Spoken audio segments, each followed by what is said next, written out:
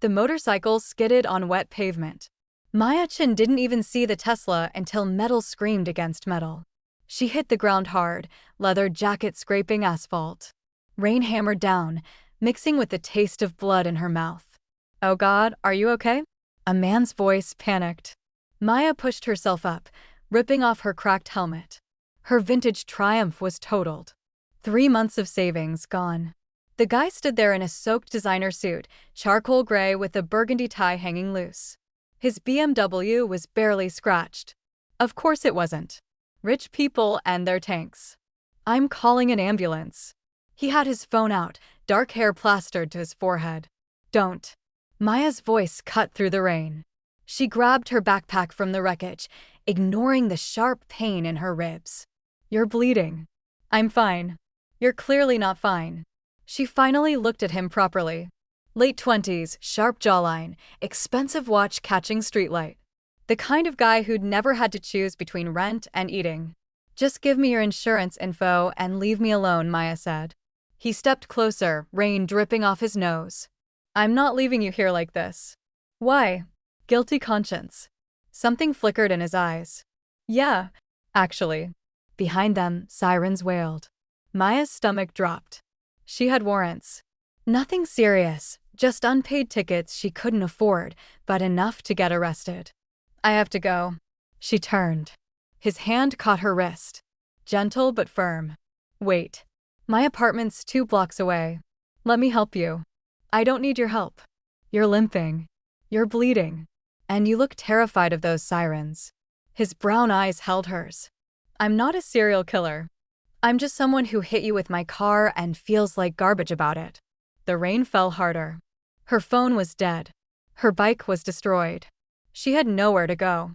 "1 hour," Maya said. "Then I'm gone." His apartment wasn't an apartment. It was a penthouse. Floor-to-ceiling windows overlooking the city, all steel and glass and money. Maya dripped rainwater onto marble floors. She wore ripped black jeans, a Ramones tank top under her jacket, and combat boots held together with duct tape. She'd never felt more out of place. "Bathrooms down the hall," he said, shrugging off his suit jacket. Underneath, his white dress shirt clung to defined shoulders. "I'll find you dry clothes." In the bathroom, Maya stared at herself. Split lip, bruised cheekbone, scraped hands. Her short black hair with the blue streak was a mess. The silver nose ring she'd gotten at 16 caught the light. When she came out, he'd changed into a soft gray hoodie and black joggers. Almost normal. Almost. "I'm Ethan, by the way." "Ethan Price." She didn't take his offered hand. "Cool. I'm leaving now. Your ribs might be broken." "They're not." "How do you know?" "Because I've had broken ribs before." The words came out harder than she meant them to. Silence stretched between them. Outside, the city glittered, indifferent. "Stay tonight," Ethan said quietly. "Please. The guest room has a lock." "I'll sleep out here. In the morning, I'll pay for your bike repairs. Whatever you need." "Why?" "Because I hit you." "Because you're hurt." "Because." He ran a hand through his drying hair. "Because you remind me of someone." Red flag. Major red flag. But Maya's body ached. The rain hadn't stopped. And something in his voice sounded as broken as she felt. "One night," she said. "Then we're even." He nodded. "One night." But the way he looked at her, dark eyes holding secrets of their own, made her think this was already a lie. Morning light cut through the windows like a knife. Maya woke in sheets that probably cost more than her rent. The guest room was minimalist and cold. White walls, abstract art, nothing personal. She found Ethan in the kitchen, making coffee. He wore a fitted black t-shirt now, and she noticed the edge of a tattoo peeking from under his sleeve. Unexpected. "You have ink?" she asked. He glanced down, surprised. "From a different life." "Show me." "Maybe later." He poured 2 mugs. "How do you feel?" "Like I got hit by a BMW." A small smile. "Fair." They sat at the island, expensive marble between them. Maya wore his spare clothes, an oversized Yale hoodie and sweatpants she had to roll 3 times. She felt like a kid playing dress-up. "So what do you do?" she asked. "Besides running people over?" "Venture capital. My family's firm." Of course. Let me guess. Trust fund baby who's never worked a real day in his life. His jaw tightened. You don't know anything about me. I know your type. My type. He set his mug down carefully. And what type is that? The kind who thinks money fixes everything. Who's never been cold or hungry or scared. Maya leaned forward. The kind who wouldn't last 5 minutes in my world. Your world. His voice went quiet. The one where you have warrants and run from cops? She froze. How did you? You panicked when you heard sirens. You wouldn't let me call an ambulance. And you're wearing a tracker anklet under those pants. Maya's hand instinctively went to her ankle. Court ordered, from a DUI she'd caught 2 years ago. One mistake, still paying for it. Are you going to turn me in? Her voice stayed steady even as her heart raced. No. Ethan stood, walking to the window. Against the skyline, he looked lonely. I'm going to ask you something, and I need you to be honest. Why would I be honest with you? He turned. Because 3 years ago, I killed someone. The words hung in the air like smoke. Maya's breath caught. What? I was driving. Texting. Some kid ran into the street.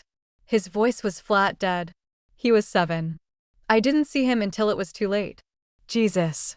My dad's lawyers made it disappear. Sealed records, paid off the family, made sure I never spent a day in jail. Ethan's hands clenched. I've been trying to outrun it ever since. Working 100-hour weeks, donating money, pretending I'm a good person. But you're not. No. He met her eyes. I'm not. And last night, when I hit you, for a second I thought I'd done it again.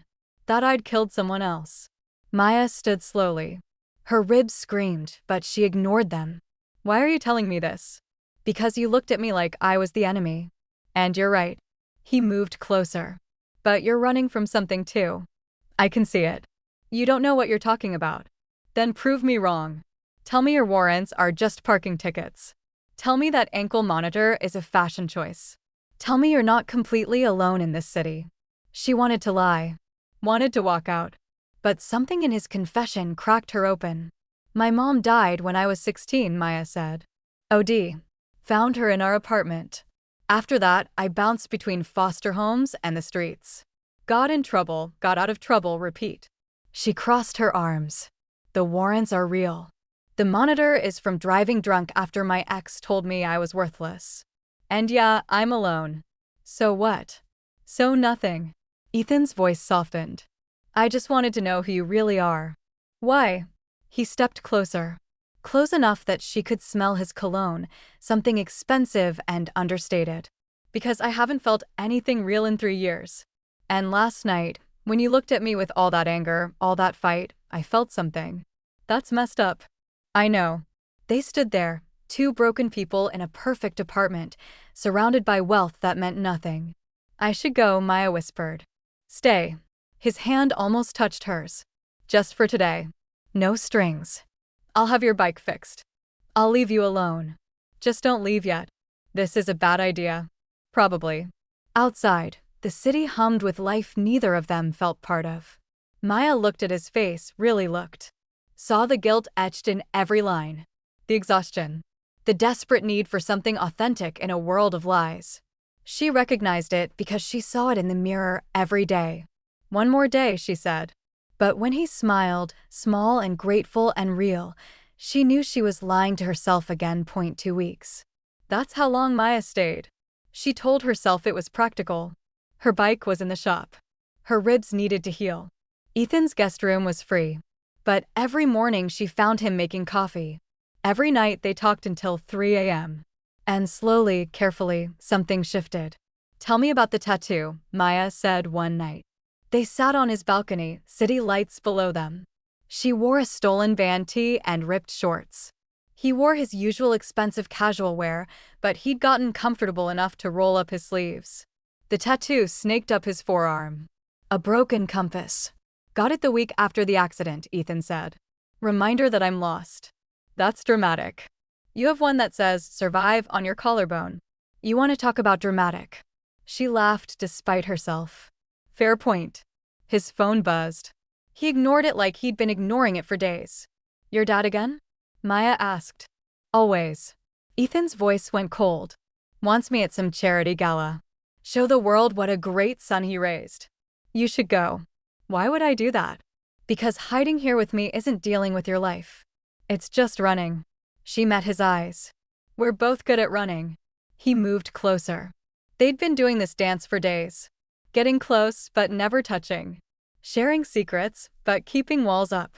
What if I don't want to run anymore? Ethan asked. Then you're braver than me. I don't think that's true. The air between them felt electric. Dangerous. Maya stood abruptly. I'm going to bed. Maya, wait. But she was already gone. The next morning, everything changed. Maya woke to raised voices. She crept to the living room and froze. A man stood there. 50s, expensive suit, same sharp features as Ethan. His father. You missed the Patterson meeting, the man was saying. Do you have any idea how that looked? I don't care how it looked. Ethan's voice was steel. You don't care. Of course you don't care. You never cared about anything except feeling sorry for yourself. Get out. Not until you explain why my assistant saw you with some girl. Some tattooed delinquent who's clearly taking advantage of you. Maya's blood went cold. Don't talk about her like that. Ethan stepped forward. You don't know anything about her. I know enough. I had her background checked. His father pulled out a folder, dropping it on the counter. Maya Chen. Multiple arrests. Drug-addicted mother. Court-ordered monitoring. Should I go on? Maya's breath stopped. You investigated her? Ethan's voice was dangerous now. I protect you. That's what fathers do. He opened the folder. Did you know she's been arrested 3 times? Did she tell you about the assault charge? Stop. Did she mention that she's been living in her car before she conveniently got hit by yours? His father's smile was cruel. She saw an opportunity and took it. Can't blame her, really. You're an easy mark. That's not true. But Ethan's voice wavered. Maya couldn't breathe. Couldn't move. I've already arranged a payout, his father continued. 50,000 to disappear. More than generous considering she's the one who drove into you. Yes, son, I checked the traffic cameras. She ran a red light. The world tilted. That's not. Maya started to speak, then stopped. Both men turned. Ethan's face went pale. Maya, is it true? Her voice came out broken. Did I run the red light? Silence. You let me think it was your fault, she whispered. You let me stay here, told me all those things, and you knew it was my fault. It doesn't matter whose fault it was. It matters to me. Her voice cracked. You let me hate you. Let me think you owed me something. Was this all just guilt? Or something worse? That's not what this is. His father laughed. There's your answer, son. She's exactly what I said she was. Someone looking for a payday. Shut up. Ethan's hands clenched. Dad, get out. Now. I'm trying to save you from yourself. I said get out. The door slammed. Silence filled the space like poison. Maya grabbed her jacket, her boots, everything that was hers. Don't leave, Ethan said quietly. Please. Let me explain. Explain what? That you've been lying to me from the start? That I've been living in the house of someone I hurt. She laughed, bitter. God, I'm so stupid. You're not stupid. I didn't tell you because it didn't matter. The accident, the fault, none of it mattered once I met you. Liar. She shoved her arms through her jacket sleeves. You wanted to feel better about killing that kid. You wanted someone more damaged than you to make yourself feel normal. That's not true. Then what is true, Ethan? She faced him, tears burning behind her eyes. Tell me one true thing. He stepped forward, close enough to touch. His voice dropped to almost a whisper. I'm falling in love with you. The words hit like a physical blow. No. Maya backed away. You don't get to say that. Not after this. It's true. Then you're more broken than I thought. She grabbed her backpack and walked to the door. Maya, please. Don't go. Not like this. She paused, hand on the handle. Your dad's wrong about one thing. I'm not taking his money. I don't want anything from you. Then what do you want? She looked back at him one last time. He stood there in his perfect apartment with his broken compass tattoo and his guilty eyes, and she wanted to hate him. But she couldn't. I want to not feel like this, Maya said. Like maybe I could have been happy. Like maybe someone could have actually wanted me for me. I do want you. For you. You want to fix me? There's a difference. She opened the door.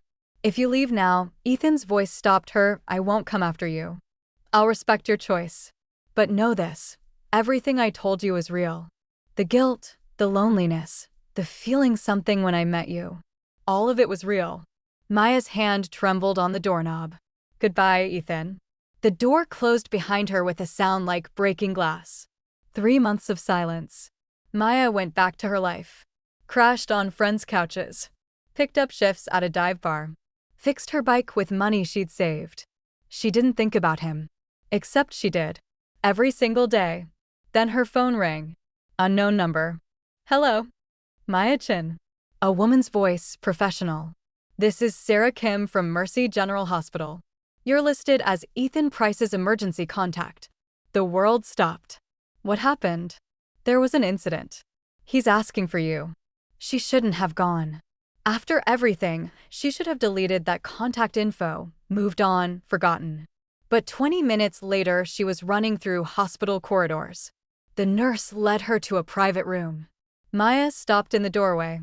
Ethan lay in the bed, left arm in a cast, stitches across his forehead. Bruises colored his jaw purple and yellow. Hey, he said softly. What the hell happened? Maya's voice came out harder than she meant. Car accident. Not my fault this time, ironically. He tried to smile but winced. Drunk driver T-boned me at an intersection. Jesus. She moved closer despite herself. Are you okay? Broken arm, concussion, some bruised ribs. I'll live. His eyes found hers. Thanks for coming. Why am I your emergency contact? Because you're the only person I trust. The words hit wrong. Felt too heavy. Your dad would use it as a photo op. Ethan's voice went flat. He's probably already calling reporters. Tragic accident, brave son, family united. The usual garbage. Maya sat in the chair beside his bed. He wore a hospital gown, and somehow it made him look more vulnerable than she'd ever seen him. I don't understand you, she said quietly. I walked out. Told you we were done. Why would you still want me here? Because walking out doesn't mean you stopped caring. He turned his head to look at her properly. Does it? She couldn't answer that. I've been sober for 3 months, Ethan said suddenly. After you left, I realized I'd been self-medicating. Drinking every night, taking pills to sleep. Using work to avoid dealing with anything real. That's good. That you're sober. I also quit my dad's firm. Maya's eyes widened. You what? Quit. Walked away from the trust fund, the penthouse, all of it. He gestured weakly with his good hand. I'm living in a studio apartment in Queens now. Started volunteering at a youth center. Helping kids who've been through the system. Why? Because you were right. I was hiding. Using money as a shield, guilt as an excuse. His voice dropped. And because I wanted to be someone you could respect. Ethan, I'm not asking you to come back. I'm not asking for anything. He met her eyes. I just needed you to know that what we had, however brief, changed me. Made me want to be better. Tears burned behind Maya's eyes. She'd spent 3 months convincing herself he was just another rich guy playing savior.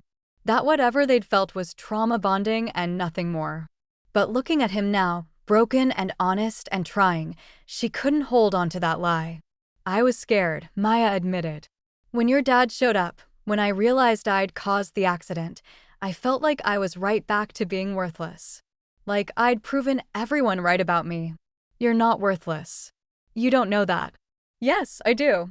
Ethan's good hand moved slightly toward hers. Because for 2 weeks, you made me feel alive again. You called me on my garbage, made me laugh, showed me what real strength looks like. That's just trauma talking. Maybe. Or maybe it's the first honest thing I've felt in years. They sat in silence, machines beeping softly around them. I missed you, Maya whispered. I missed you too. She finally took his hand. His fingers wrapped around hers, careful and warm. So what now? She asked. Now I heal. You figure out what you want. And maybe, if we're lucky, we figure out how to do this right. Do what right? This. Us. Whatever this is. It's messy. Yeah, we're both disasters. Certified disasters, Ethan agreed. Maya laughed despite herself. This is such a bad idea. The worst.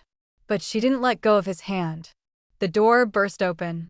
Ethan's father strode in, perfectly pressed suit, calculated concern on his face.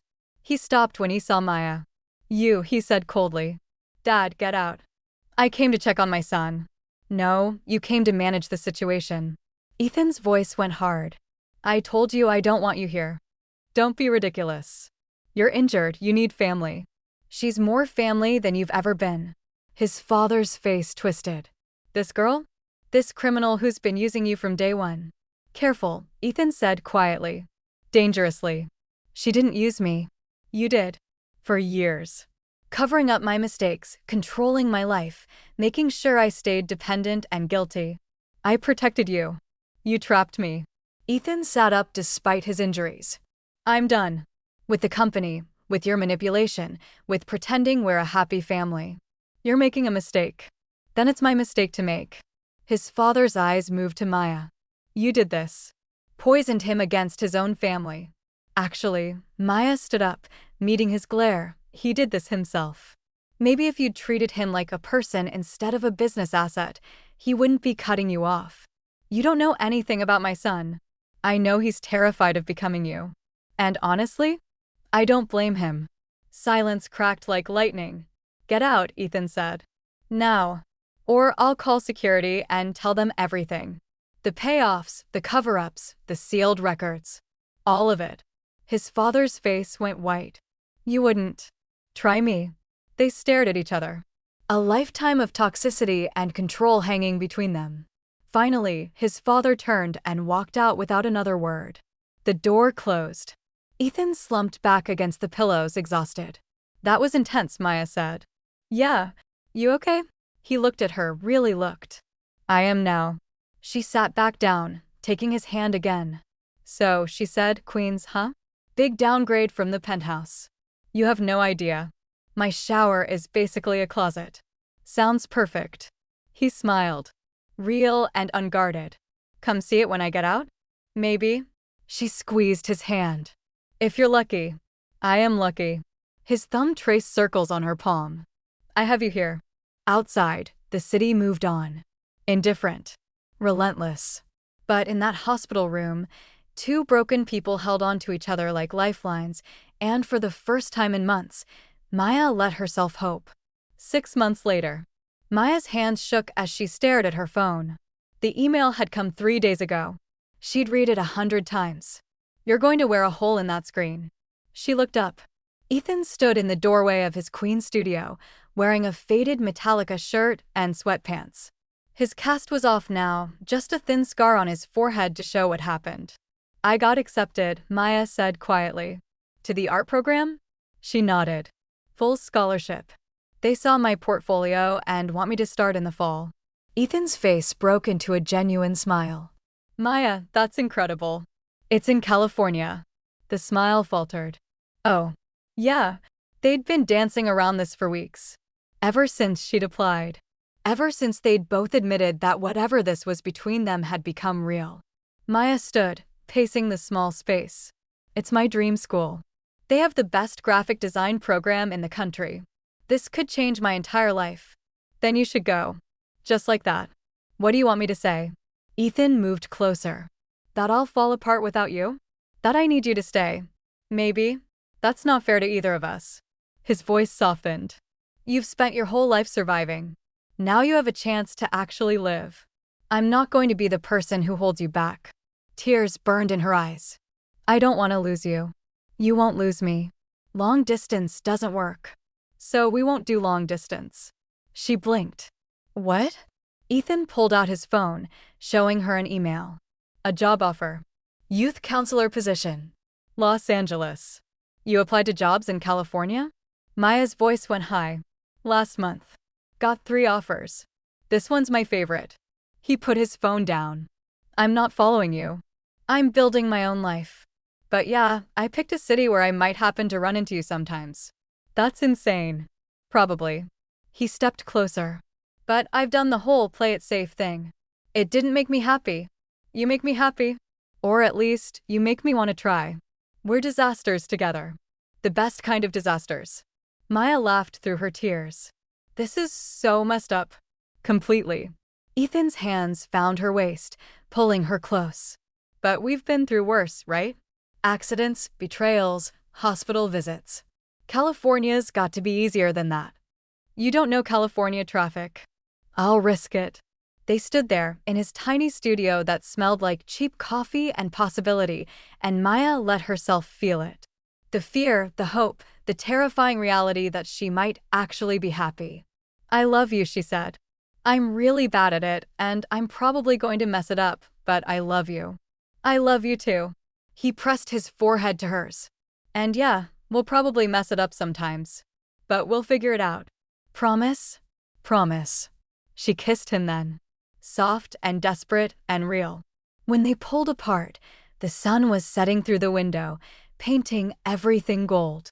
So we're really doing this? Maya asked. Moving across the country, starting over all of it? Unless you have a better idea. I really don't. Ethan grabbed his laptop, pulling up apartment listings in LA. What do you think? Beach adjacent or downtown? Can we afford beach adjacent? If we split it and eat ramen for a year, maybe. She laughed, settling beside him on the worn couch. Ramen sounds perfect. They scrolled through listings, making plans, building something neither of them had ever really had before. A future. Later that night, Maya stood on the fire escape. The city stretched out below, alive and indifferent as always. She wore Ethan's hoodie and her combat boots, cigarette smoke curling into the night air. She'd quit smoking months ago but kept one pack for emergencies. This felt like an emergency.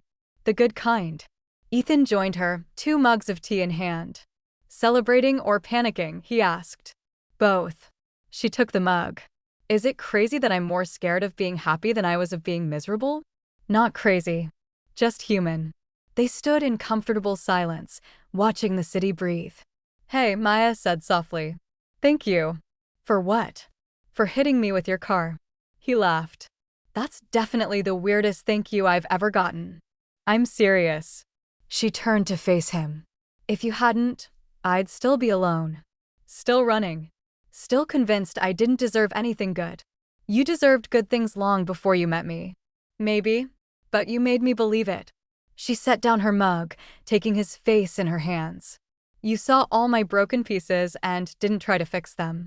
You just loved them. Same goes for you. His voice went rough. You saved me, Maya. From my dad, from myself, from a life I didn't even realize I hated. So we saved each other. Yeah, we did. She kissed him again, softer this time. A promise instead of a question. When they pulled apart, the city lights glittered like stars. Somewhere in the distance, sirens wailed. Life moved on, chaotic and beautiful and real. California's going to be good, Ethan said. I can feel it. Yeah. Maya leaned into him, his arms wrapping around her. What makes you so sure? Because we're doing it together. And together, we're kind of unstoppable. Kind of. Definitely unstoppable. She smiled against his chest, listening to his heartbeat. Steady and sure and alive. 6 months ago, she'd crashed her motorcycle in the rain. 6 months ago, she'd thought her life was over. Instead, it was just beginning. Come on, Ethan said, pulling her back inside. Let's start packing. We have 3 months. I know, but I'm excited. She laughed, following him in. You're such a dork. You're dork. Yeah. She grabbed his hand, lacing their fingers together. My dork. They spent the rest of the night making lists and plans and promises. 2 broken people who'd found each other in the wreckage, building something new from the pieces. It wouldn't be perfect. They'd fight and struggle and probably scare each other sometimes. But they'd do it together. And that was enough. More than enough. Outside, the city kept breathing. Inside, 2 people held onto each other and the future they were brave enough to build. The broken compass had finally found its true north. The end.